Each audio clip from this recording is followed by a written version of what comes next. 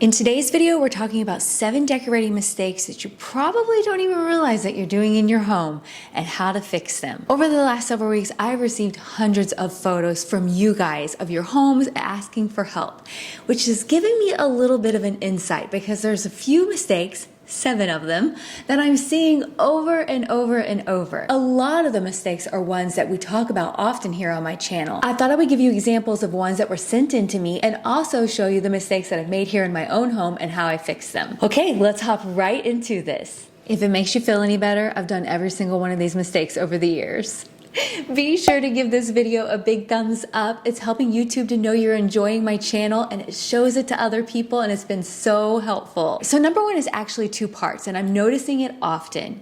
Your artwork is either too small or hung too high. Many times I receive photos of your home and that's the first thing my eye goes to. Getting the proper placement and the correct size can visually make such a difference in your decorating style. I'm gonna give you a few numbers and I'll try and list these down in the description box in case you need to remember.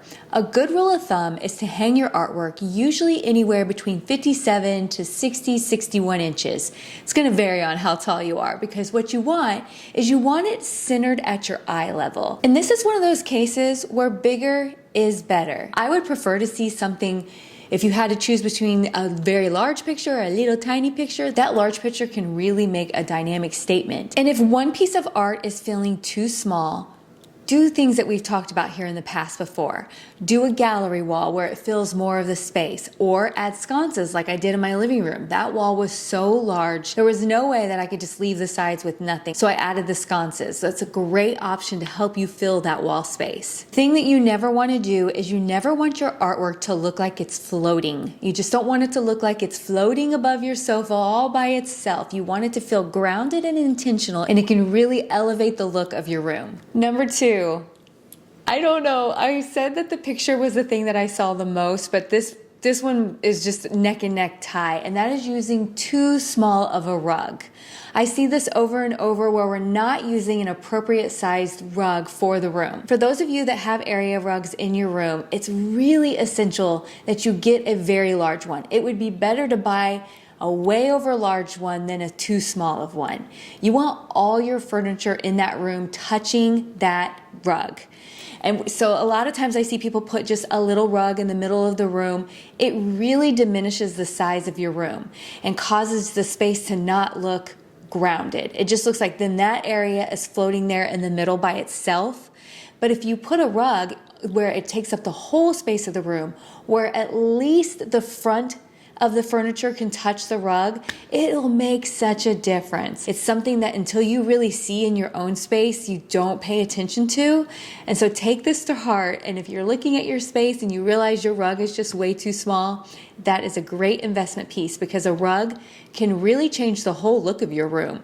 Whether it's from the colors or the style that you're using, it can definitely add personality also. So when you're going to purchase a rug and you're looking at the sizes, I've had many people message me and ask me, Leslie, what size of rug do you have in your living room? So for me, I have like almost a 10 by 13. I think it's like a 9.9 by 12.6. It's something odd like that. So that might sound really large, but it does take up a very large portion of my living room and helps the space to not feel disconnected. And don't forget, if you're putting a rug in your bedroom, make sure that it's large enough to where it comes out on the end of the bed and on both sides, to where when you get out of bed, you have a place to step on.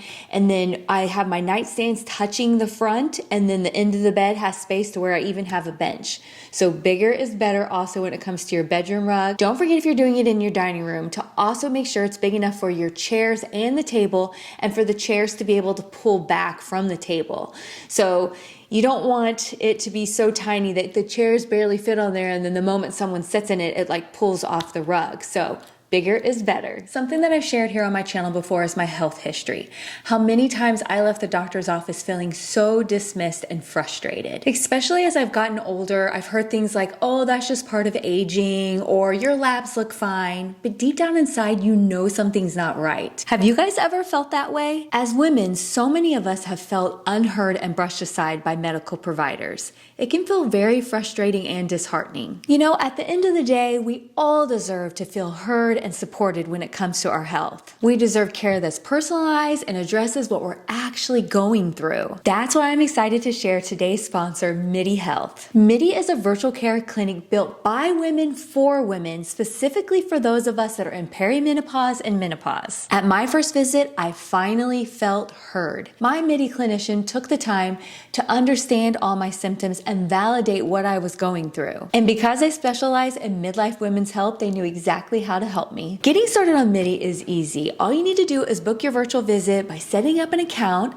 putting in your insurance information, letting them know what your symptoms are, and scheduling your time to see your clinician. You'll discuss your symptoms and health history in depth with a nurse practitioner. They are trained in weight management, perimenopause, menopause, and skin treatment. They'll get you the tests that you need, blood work, imaging. They'll send you somewhere convenient that your insurance accepts. It's easy to integrate Midi into your healthcare routine. You'll get all the virtual follow-ups you need to dial in your treatment and take preventative steps. They can also partner with your other doctors and send you for in-person treatment when needed. There's no hidden fees, there's no membership costs. Midi bills your insurance just like other healthcare providers. So if you've been struggling to get answers and you want a provider who understands what you're going through, head to trymidi.com/acharmingabode and use my code SAVE15. That'll get you $15 off your first prescription product with your booked visit. Over 200,000 women have already trusted Midi, and I truly believe that they could help you also.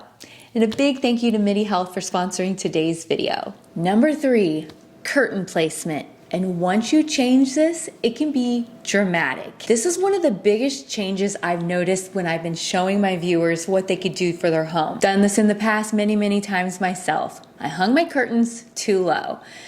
Any interior designer is going to tell you this. I'm sure you've heard this over and over, but I feel like until you see it in your own home, you don't realize the changes that it can actually make. A lot of us have a tendency to hang our curtains just right above the window. It really stumps the size of the room and causes it to feel just short and not as just wow. We're looking for that wow factor. And so, as you've all heard, taking them up as far as you can to the ceiling is the way to go. But then when you do that, you need to make sure the length comes all the way to where it's kissing the floor. Yes, you want just a little slight bit to be on the floor. If they're too far above, then it looks like, imagine back in the day when you were wearing high water pants. We don't want to wear high water pants. We want them to come down to the floor. And then another thing on top of that is to hang your curtain rod wide. Take it out further on each side of the window if you're able to, and push your curtains over. So then not a lot of the curtain is actually on the window. You want it actually on the sides, so then that window just looks so big and dynamic, and it just really changes the look. A lot of people have asked me, how close to the ceiling do I hang it? There's no magic number when it comes to that. You just want to hang it to where it fits nicely and can come down. I never want to say, oh, you have to hang it 3 inches from the ceiling. That's just not really what needs to be done. You just want to hang it to where it has appropriate space and then comes down. Sometimes even if you take it above the windowsill but not all the way to the ceiling, that is fine also. Anything that gets you that extra height that you're looking for. So if you've ever walked into one of your rooms and you just felt like it just didn't look as grand as you want it to look at your curtain placement and see if there's something you could do that's a really inexpensive fix. Number 4, let's talk about furniture placement. We all do this. I'm guilty of it. We shove all our furniture up against the wall. There's a way cooler thing that you can do, and yes, I understand that there are limitations to some small rooms not being able to do this. But I recently just changed this just now after 51 years that I changed this in my own home, and it made such a difference. I have this sectional here in my living room, and originally when I bought it, I had it shoved over against the wall. It didn't feel right. It needed to step away from both sides and be centered in the room. It just made it feel so much more appropriate. Before we talked about we didn't want things to float. We didn't want our artwork to float. We didn't want our rug to float. We want our furniture to float. It feels more inviting. It draws you into the space. So if you have a rug, that's great. Make sure your furniture is touching it, but it doesn't, even just a few inches away from the wall can make such a difference. Make sure you You can angle your chairs. You don't need to always have your chairs sitting like side by side to where you look like you're in a waiting room. Angle your chairs to give just some nice conversation areas. Down in my basement, that was one of my favorite things that I had done, was putting my chairs in a circle. Nothing's touching a wall. We put the chairs in a circle, put an ottoman in the middle. It made a great conversation area. And not only that, it really helped the flow of the room and it looked beautiful. So keep in mind, a lot of times when you place your furniture up against the wall, it can make your room feel cold and disconnected. And the goal is always to make our home feel cozy and inviting. And sometimes pulling that furniture in, allowing those spaces, can really do that. Number 5, let's talk clutter. Not the messy kind, the visual kind. Overloading every surface with decor. Oh, am I seeing this? It is so easy to overload your shelves, your mantles, your tabletops because you want to set out decor pieces, but that can be really visually unappealing. What happens is your eye doesn't know where to land. How do we fix this? We embrace negative space.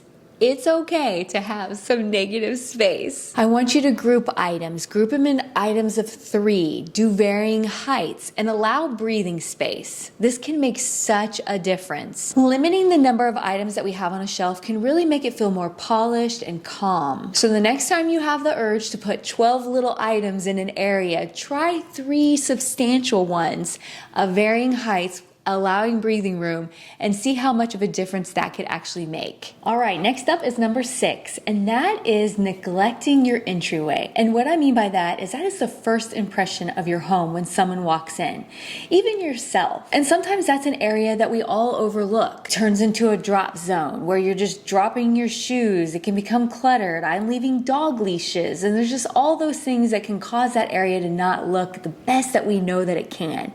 But sometimes just incorporating a little style to it can fix it. Add in a rug, maybe a little table, maybe a place to keep all those keys and those items if that's what you're using that area for. Maybe some beautiful artwork or a mirror. Changing this area up can then, when people walk in, it just feels a little bit more like it goes with the rest of the home, and it adds that first impression that we're looking for. We all have such different looking areas in our foyer.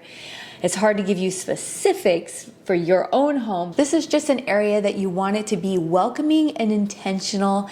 And when you walk in, it feels like it's saying to you, you're home. Now, number 7 might sound a little odd, but it's the finishing touch on your room.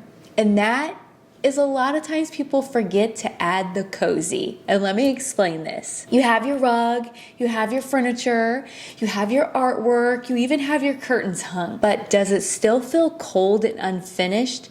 You forgot to add your pillows, your throw blankets, baskets, trays, anything that can make the room have that warmth that we're looking for. Look here in my living room. If I was to not have any of the throw pillows or the cozy blanket or the tray on the ottoman, look at the difference between having nothing on there and then having it all there. I added the cozy layer. Those are the things that a lot of times people, they don't add in and they're missing, and they just don't feel like their room looks as great as they want it to, and this is what they're missing.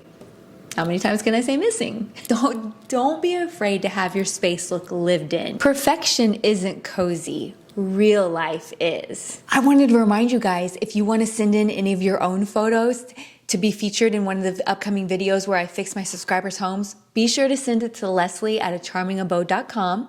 Tell me what issue you're having with it and give me permission to use your photos. And if you haven't heard from me, if you've already sent them in, don't worry, that doesn't mean that you're not being featured. There's a lot that I'm going through and I'm working on for the next one that's coming up soon. So send those in, and yes, it's free. Someone asked me if it was free. Of course it's free. Hopefully you can use some of the ideas that I give other people in your own home, and it'll just make your home feel exactly how you're wanting. I hope you guys enjoyed today's video as much as I have. We will see you guys again next week. Bye-bye.